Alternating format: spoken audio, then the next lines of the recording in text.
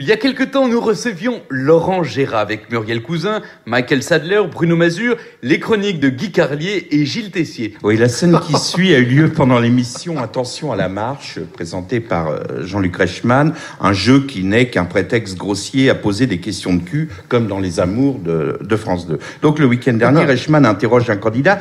Et vous, Michel, est-ce que vous parlez pendant l'acte sexuel? Le candidat, non, jamais. Ah si! Une fois, je me suis trompé, j'ai appelé ma femme par le nom de la chienne. Alors, à cet instant, je voudrais que nous ayons une pensée pour l'épouse de ce monsieur qui, tout d'abord, a vécu cette scène particulièrement pénible. C'est-à-dire qu'elle était en plein délire sexuel du style « Oh oui, vas-y, Michel, vas-y, Jésus, Marie-Joseph, qu'elle est grosse, tout ça. Ma parole, vous êtes plusieurs. » Enfin bon, bref. Enfin, tous ces mots d'amour si délicats qu'affectionnent les femmes amoureuses.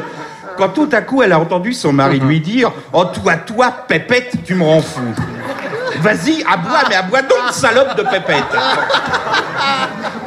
Ce jour-là, la pauvre fille humiliée en a pris pour 5 années de psychanalyse.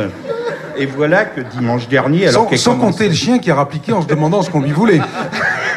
Et voilà que dimanche dernier, alors qu'elle commençait à aller mieux, hein, bon, vous imaginez les séances de psychanalyse, elle arrive chez le Toubi, bonjour, comment allez-vous? Oui, ça va mieux, docteur, j'essaie d'oublier cet incident pénible. Le psy, bon, bah alors quand vous aurez fini de pisser aux 4 coins de mon bureau pour marquer votre territoire, on pourra commencer la séance. Et donc, elle allait quand même mieux. Quand soudain, dimanche dernier, voilà que son mari raconte cette scène tragique en rigolant à des millions de téléspectateurs attablés devant le roast-beef dominical. Donc là, du coup, elle est repartie pour 5 années supplémentaires de psy, mais surtout, elle a pris conscience qu'elle était mariée au roi des cons. À propos de cons, il y en a un autre qui a fait très fort, c'est le comptable de la mairie de Paris, c'est que chaque jour amène son lot de révélations sur les frais de bouche des Chirac. Donc hier, François nous révélait que dans cette affaire, le comptable avait truqué les écritures, mais de manière très grossière. Par exemple, il y a une facture de 8 000 francs, le type rajoutait un 1 devant, vous voyez. C'est-à-dire qu'il ne cherchait même pas à mettre la même imprimante, il rajoutait ça au stylo Bic, ce qui était complètement... Et donc, voilà. Mais le chef-d'œuvre de ce comptable imbécile reste sans conteste les écritures bidons, puisque la commission d'enquête a trouvé dans la compta des frais de bouche des Chirac, donc je le rappelle, une facture de 30 000 francs de frais d'achat de matériel de camping. Alors, 30 000 francs, vous imaginez, 30 000 francs de matériel de camping, moi, ça me paraît particulièrement cher. Bon, c'est dommage, nous n'avons pas autour de cette table des spécialistes de l'attente, à part certains qui... Non, c'est vrai, je me suis laissé dire, Stéphane, que lors de vos stages naturisme et mythologie auxquels vous participez à Mykonos, l'hébergement se fait sous des villages de tentes. Mais même à Mykonos, une tente à 30 000, c'est quand même exagéré. On peut nous avoir gratuit. C'est un prix de saison. Enfin, le plus étonnant, c'est quand même dans cette affaire de se demander pourquoi les Chirac ont acheté du matériel de camping. Remarquez, c'est pas nous qui sommes de droite depuis si longtemps qui allons nous indigner, alors que voilà un président qu'on avoue hégémonie parce qu'il était sous prétexte qu'il prenait des vacances dans un palace de l'océan Indien, sous Seychelles, je crois. Et on va pas... Qui viendrait... C'est pas nous qui allons lui reprocher maintenant de partir en vacances en camping à la Grande Motte. La Grande Motte, c'est pas Bernard... Non. Non, surtout Chirac en camping, je le vois bien, moi, tu sais, devant sa table en fer. À siroter une Corona en short, en socket de nylon, tout ça, pendant que Bernadette, avec son élégance naturelle, s'en va dans l'allée du camping en tenant son rouleau de PQ à la main. Bon, alors, mais je crois que... Bah oui, c'est comme ça dans les campings. Je crois que le plus... Ils ont leur rouleau de... Le plus con de tous, c'est quand même cet Allemand qui, la semaine dernière, décide de braquer une banque. Le type, vous avez vu ça, le type repère les lieux, prépare son matériel, un faux revolver, une cagoule... Et comme il n'a pas de cagoule, il prend un sac. Enfin bon, il arrive devant la banque, il sonne, on lui ouvre le sas, il rentre. Et là, hop, il met sa cagoule. Et il s'aperçoit qu'il a oublié de faire les trous pour les yeux. Donc, il est comme un con, il est dans la banque. Et il se dit, bon, je vais pas l'enlever. Comme il avait repéré les lieux, il y va à tâtons, il se cogne dans des colonnes, pardon madame, et tout. Enfin bon, il arrive face au caissier. Et il sait pas très bien s'il est face au caissier. Donc là, il enlève la cagoule. Donc le mec le voit, il le braque. Manque de peau, le gars avait pas la clé. Donc il décide de repartir en se cachant. Il met sa main devant les yeux, il détourne le visage. Et là, il voit une caméra de télésurveillance. Alors il fait comme, vous savez, le réflexe de tous les blaireaux qui sont... nous retrouvons maintenant notre journaliste en direct du lieu. On a retrouvé cette pauvre femme. Et puis t'as les cons derrière qui font coucou. Et oui, c'est là que nous avons retrouvé le corps de cette pauvre femme qui a été tuée, dépecée, etc. Ils disent coucou tata et tout. Et ben lui, il fait pareil à la caméra de surveillance de la télévision. Voilà, je vous l'ai dit, ça fait longtemps. À chaque fois qu'on voit une caméra, les gens deviennent complètement cons. C'était Guy Carlier.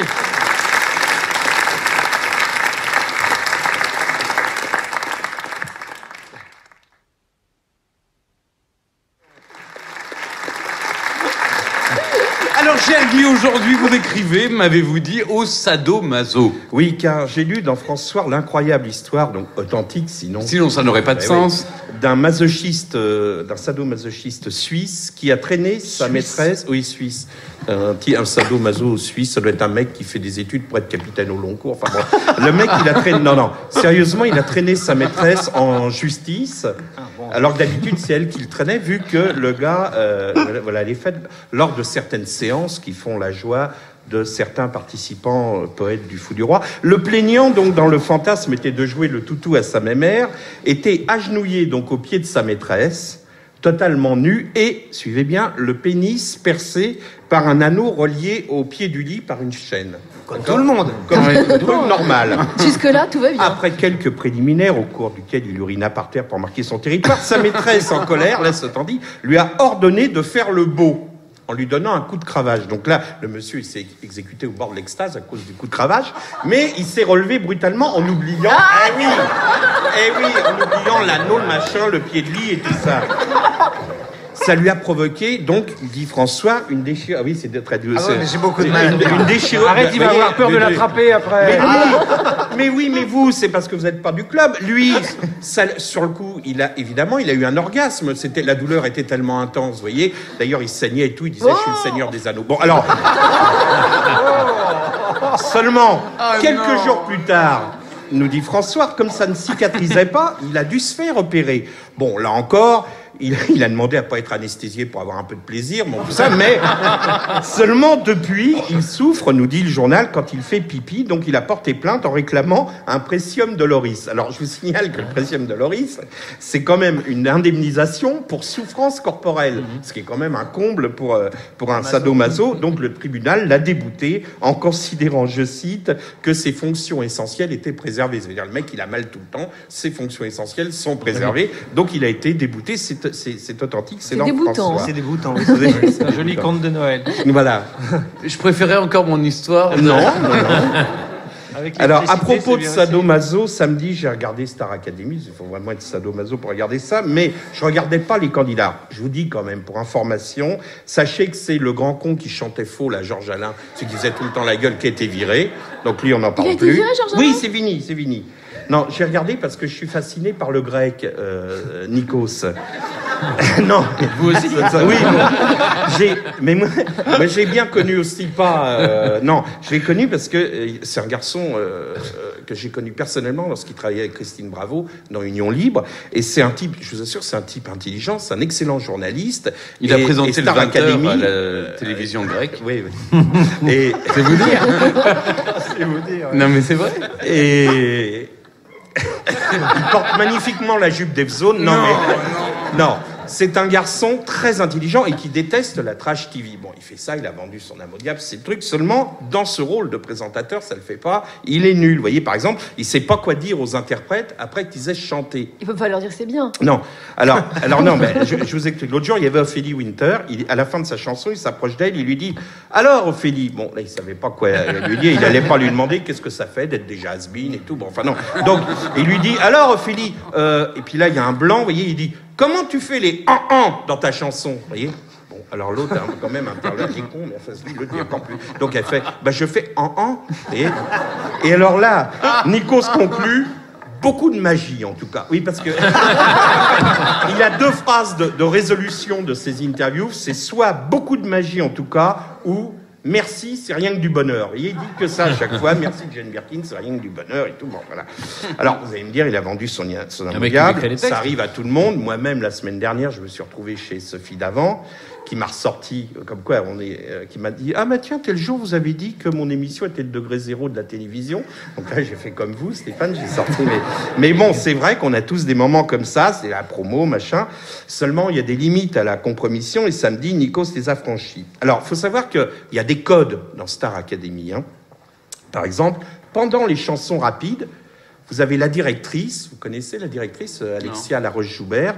Vous la reconnaîtrez, elle a les dents jaunes. On dirait qu'elle a du gruyère collé, c'est répugnant. Oh. Et elle danse, elle twist pendant les chansons rapides. Si vous voulez, on danse pendant les chansons rapides et on pleure pendant les chansons lentes. Vous voyez ? Donc, pendant les chansons rapides, vous avez donc La Roche-Migène qui danse. Et alors, pendant les chansons lentes, vous avez Armande Altaï, qui, elle, devient de plus en plus vieille. Et alors, elle a les dents rouges à cause du rouge à lèvres. Et l'autre prof, Raphaël aussi. C'est-à-dire, vous voyez les deux profs avec le rouge à lèvres sur les dents et la directrice au milieu avec le gruyère, ça fait le drapeau espagnol.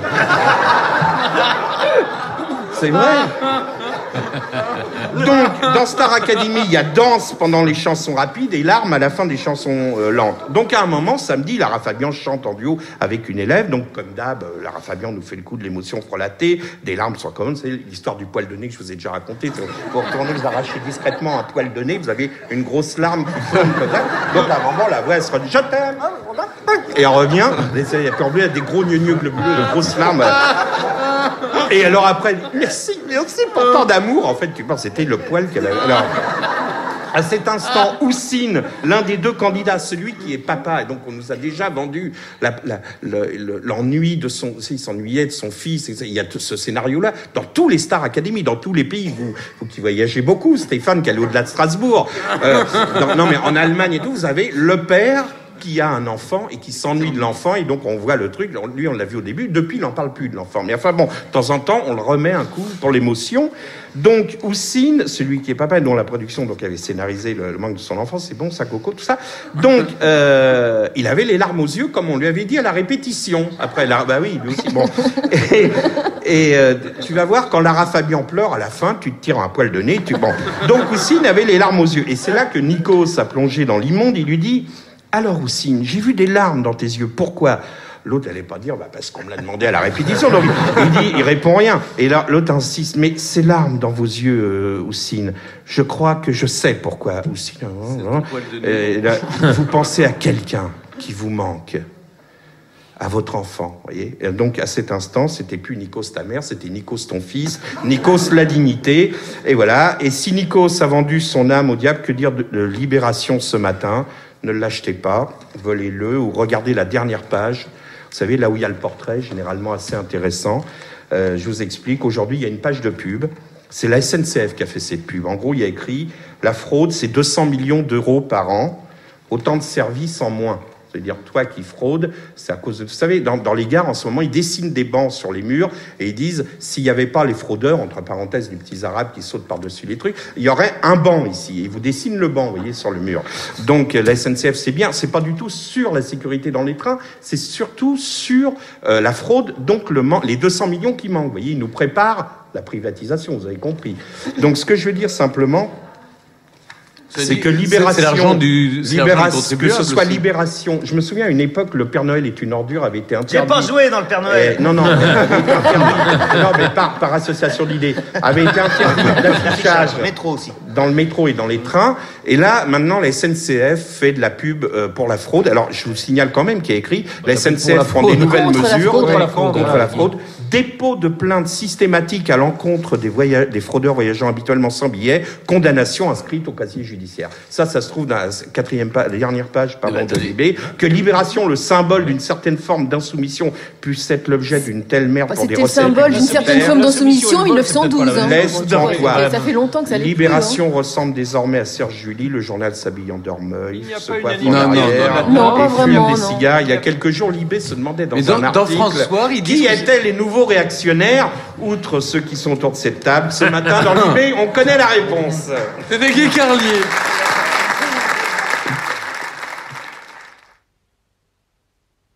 Il vient nous parler de télévision, c'est Guy Carlier. Venons-en au programme de ces derniers jours. Qu'on ne compte pas sur moi pour raconter les conneries de TF1 qui, lundi soir, avec Bataille et Fontaine, ont encore baissé le niveau. On ne croyait pas que c'était possible. C'est comme ça s'appelle à New York, là où il y avait les tours, c'est Ground Zero. Hein. Bon, bah, eux, on pensait qu'ils étaient à Ground Zero de la connerie. Et ben non, ils creusent maintenant. Ils vont arriver en Chine. Quand je pense, Stéphane, que TF1 vous a viré comme un malpropre du lundi soir, oui. Bah oui, vous contraignant, c'est à peine, si j'ose dire, à vendre votre corps d'albâtre à de vieilles veuves aristocratiques. Tout ça pour mettre à la place Bataille et Fontaine. Je sais pas si vous avez remarqué, Bataille et Fontaine, ils ont des têtes à claque. On devait les taper à l'école. Maintenant, ils se vengent avec des émissions. Enfin, bon. À côté de Y a pas photo, votre émission Célébrité était un chef-d'œuvre, même à l'époque d'Alexandra Bronkhorst. Non, là je déconne. Alors, alors, dans un souci de rigueur afin d'élever le niveau de cette chronique, je ne ricanerai donc pas aujourd'hui de Y a pas photo. C'est trop facile. À la place, j'ai regardé Arte. Tout d'abord, un documentaire remarquable intitulé Charles Roseman, un thérapeute social. C'était passionnant puisqu'en s'inspirant des techniques des thérapies de groupe, Roseman a mis au point de nouvelles méthodes permettant de recomposer le titus social. Oh, j'arrive pas à veiller. Dès que c'est sérieux, j'arrive plus. J'ai un blocage. Ensuite, j'ai regardé Ontario, le pays aux 1000 lacs. Qu'est-ce que c'était bien quand je pense qu'au même moment, Fontaine et Bataille faisaient une émission spéciale sur les particularités physiques avec Pépito, le garçon péruvien qui possède 2 caquettes. Vous voyez ? Ben non, j'ai pas regardé. J'ai regardé Ontario, pays aux 1000 lacs, avec le commentaire aux confins des forêts canadiennes, le lac Ontario, ourlé de vaguelettes, vient lécher les racines des grands sapins. Au loin, on voit parfois passer un orignal qui vient boire. Le silence est troublé de temps à autre par l'envol d'un machicard doré dont l'envergure peut atteindre 2 mètres. Comment vous savez ce qui se passait? Attends, je vous explique. Écoutez, le marchicard doré dont l'envergure peut atteindre 2 mètres qui s'envole, c'est là que c'est très chiant ça. Et donc, pour être honnête, à l'envol du marchicard doré, j'ai zappé sur Fontaine et Bataille, qui eux aussi traitaient de la faune sauvage. Et comme vous insistez, je vais vous raconter l'histoire du singe à la quéquette orange et aux testicules bleus. Alors, c'est vrai. Une chroniqueuse est venue nous expliquer. Certains animaux ont des particularités physiques surprenantes. C'était le thème de l'émission, les particularités physiques. Ça veut dire les quéquettes bizarres, hein, en langage de Y a pas photo. Alors donc là, effectivement, c'était rigolo, puisque le singe blanc, qui ne justifie pas son nom, possède donc une quéquette orange et des testicules bleus. Et alors la dame nous a expliqué que ces couleurs étaient nécessaires, ça laisse rêveur, hein, étaient nécessaires à sa parade nuptiale et que plus les couleurs étaient vives, plus les femelles étaient attirées. Eh ben oui. Ça, c'est humain. C'est comme on l'a déjà dit souvent, c'est comme les curés, les boules, c'est pour décorer. Bien. Alors, ensuite, toujours dans le même registre, on a eu droit à l'animal qui possède le zizi le plus long. J'aime comprendre, excusez-moi. Et je suis choqué. Voilà, je vous le dis comme je... Vous voulez qu'on revienne aux confins des forêts canadiennes, là, si vous avez un temps de retard, surtout. Alors, ensuite, on a eu droit à l'animal qui possède le zizi le plus long. Je vous dirai pas lequel, ce serait trop facile. Sachez simplement que son prénom est Otto. Non, ça n'a rien à voir avec Otto d'Habsbourg. Non, c'est sans déconner. C'est proportionnel. Hein, c'est pas le Rhococifredius. Non, c'est un animal. Alors, tiens, vous allez chercher.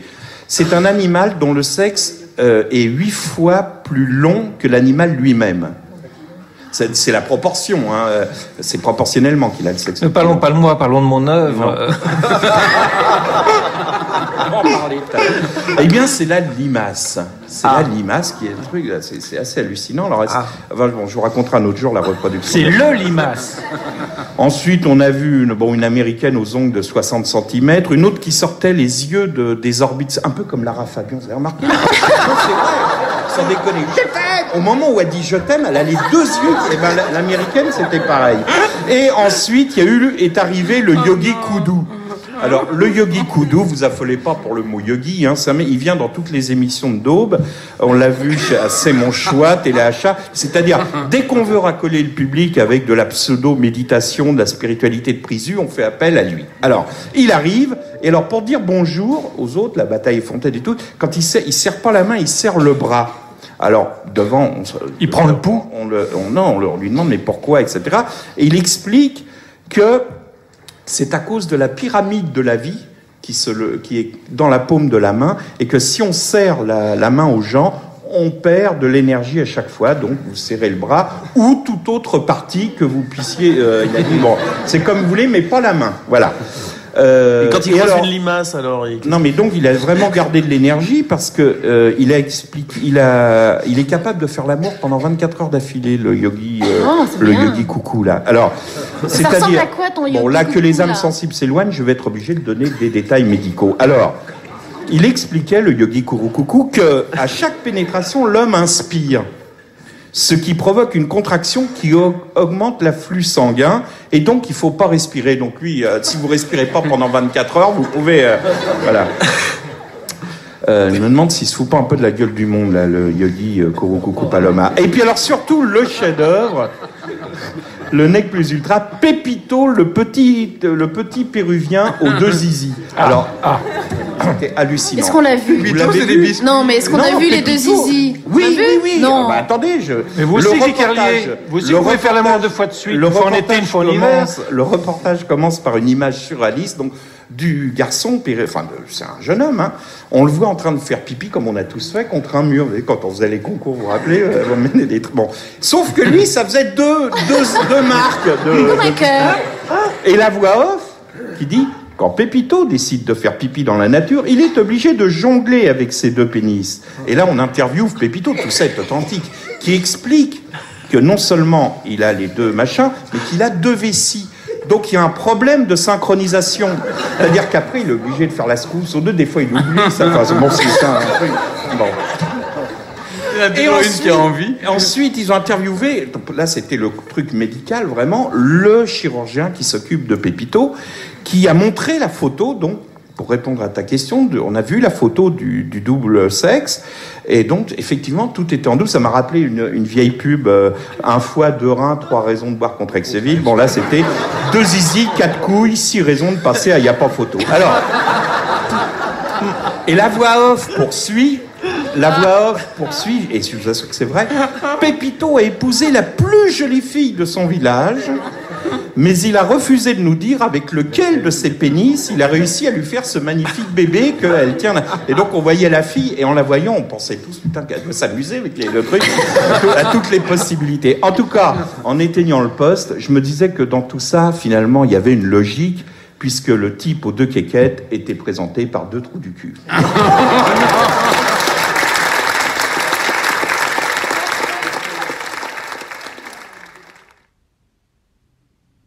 Oui, je lis dans vos yeux une surprise légitime. Vous attendiez une lettre à la rentrée, aux vacances perdues. J'aurais pu écrire également à la famille princière de Monaco. Alors, pourquoi vous me regardez en parlant? Vous apprécierez l'aisance avec laquelle je manie la figure de rhétorique de faux cul qui consiste à dire « j'aurais pu écrire » et d'en parler et de l'écrire quand même. Une prétérition. Voilà, merci François Reinhardt. J'aurais pu écrire donc à la famille princière de Monaco. Un jour, il faudrait que vous nous expliquiez, Stéphane, pourquoi on dit princière. Pourquoi pendant qu'ils y sont pas rois ou carrément empereurs. Pourquoi ne sont-ils pas César alors qu'ils sont déjà pompés? Alors, bon... J'aurais pu écrire au prince Albert à propos qu'il va quitter Saint-Tropez, où la presse nous l'a montré tout l'été, tantôt à la barre d'un voilier, tantôt aux commandes d'un hors-bord. Oui, parce qu'il aime les 2. Si, c'est vrai. Mais pour Albert, également, fini les vacances, il va lui falloir attendre au moins une bonne semaine avant de partir pour Saint-Barth. Puis, après un séjour aux Maldives et une croisière sur le Nil, il aura enfin droit à un moment de détente bien mérité au sport d'hiver à Saint-Moritz. Pendant sa semaine de travail monégasque, Albert va devoir inaugurer, je sais pas, vous avez dû voir ça à la télé, la plus grande digue du monde. On l'a vu arriver. Bon. La digue. Effectivement, elle a été construite à Nantes et acheminée par voie maritime. C'était impressionnant. On voyait tous les jours la progression. Les images étaient vraiment impressionnantes. Et les monégasques cherchent un nom pour la digue. D'aucuns, des persifleurs, des sarcastiques, apprenant qu'elle serait inaugurée par la princesse Stéphanie, ont proposé de l'appeler la digue du cul. Alors, non, parce qu'elle a été construite à Nantes. De Nantes à Monaco, c'est ça? Voilà. À propos, j'aurais pu aussi écrire à Stéphanie dont Paris Match nous a montré, vous le disiez tout à l'heure, François, des vacances, les photos de vacances au camping municipal de Hauteville dans le Jura. Ouais. C'est vrai. Hein, l'article précise même qu'elle a joué à la belote avec ses voisins de caravane, on la voyait d'ailleurs, et qu'elle a décroché la 4e place au tournoi de pétanque, avec photo à l'appui. C'est tout juste si on la voyait pas se balader avec son rouleau de PQ, c'est comme dans...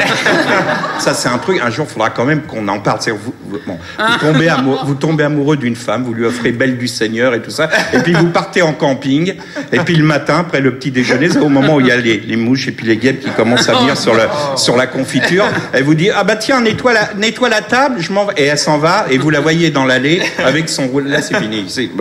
Un jour, il faudra faire le... Non, l'amour est fait de réalité, Guy. Ah bon ? Que tu ne sois plus un petit garçon. Bon, bah très bien, merci François. Dieu merci Stéphane, vous ne pratiquiez pas le camping et c'est vrai qu'à Mykonos vous n'étiez pas sous la tente. Alors à ce propos, je voudrais faire part aux auditeurs. Je voudrais faire part aux auditeurs. Non, il voulait dire sous la tente d'un jour meilleur, c'était ça. Je voudrais faire part aux auditeurs d'une confidence authentique que vous nous avez faite. Vous possédez dans une ligne grecque un cabanon avec jardin privatif dans lequel chaque matin vous hissez les couleurs grecques. C'est vrai, Stéphane. Donc chaque matin. Des couleurs de quoi? Chaque matin, le drapeau, si vous voulez, chaque matin, Stéphane salue son mât, parce qu'il a les mains qui est dressé vers le ciel comme un défi aux étoiles. Bon. J'aurais pu écrire, c'était la moindre des choses, à Isabelle Huppert, mais j'ai pas trouvé les mots, il n'y a pas de mots, il n'y a rien à dire. Isabelle Huppert, il n'y a qu'à l'aimer. J'ai donc fini par écrire aux termites, car j'ai vu à la télé un reportage terrifiant, je jure que c'est vrai, où on nous expliquait, écoutez bien, que les paix de termites sont une des pires catastrophes naturelles et qu'ils participent pour 5% à l'effet de serre. C'est incroyable. Non, mais c'est vrai, on n'imagine pas. Ce qui est surprenant, c'est qu'on les entende pas. Il y a des millions de termites qui pètent et nous, on les entend pas, mais ça fait un espèce de... Si vous voulez, voilà. Alors voilà pourquoi cette rentrée nous inquiète. Vous parliez de la rentrée, Stéphane. Il y a au-dessus de nos têtes ce nuage de pets termites qui peut à tout moment nous tomber dessus. Voilà pourquoi il faut rigoler avant que les pets nous tombent sur la tête. C'était Guy Carlier. Ah, quel poète. Vous réservez un triomphe à Guy Carlier. Bonne année, Toto. Alors Guy, vous nous épargnez les vœux du président hier soir. Ah bah justement, si je commençais par ça. Merci de... Alors, je vais peut-être pas faire la première page. Non, autant vous le dire tout de suite, je suis bouleversé par la présence à mes côtés, vous l'avez compris, de Ludmila Tcherina. Alors, non, c'est pour déconner, parce qu'en fait, c'est vrai, je suis très impressionné. Et lorsque je serai très vieux et que je raconterai à mes petits-enfants que j'étais à quelques centimètres de vous un 1er janvier dans une émission de Stéphane Bern, je sais qu'ils me diront avec des étoiles plein les yeux, c'est pas possible, t'étais dans une émission avec Stéphane Bern. Non, sérieusement, chère Ludmila, votre présence me trouble car l'image qu'on se fait de vous ressemble à un rêve. C'est vrai, elle a une image comme ça un peu aérienne, on finit par se dire que vous n'existez pas en vrai et vous ressemblez à ce que Goethe appelait...